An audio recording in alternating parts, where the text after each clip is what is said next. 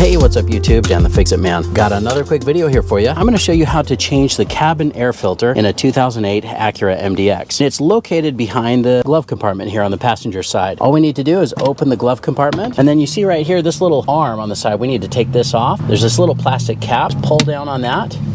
You can pull that down and take it off, and then see this little arm right here will just come off of this little peg. All right, and then we need to drop this all the way down by pushing in on either side, and then just let the glove box drop. Just make sure you empty it first. All right, and then you see this little access panel. There's these little clips on either side. Just push in on those and then just slide this out.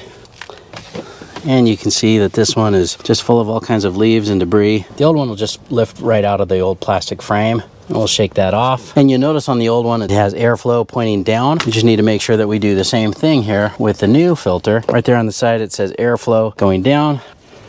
Just line this up and press it in just like that. So then we just put the new one in, slide that tray all the way in until it clips into place, and then we can bring the glove box up, just kind of push it up firmly, and it will catch those two tabs on either side. And then finally this little arm right here, just pull that down, put it over the little peg here, and then we need to slide the cap back on.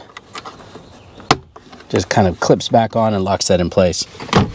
And you're done. I hope you liked the video. Please give it a thumbs up and subscribe if you don't mind. That does help me out. I'll get a link in the description where you can pick up a replacement filter as well. Thanks so much for watching, and good luck.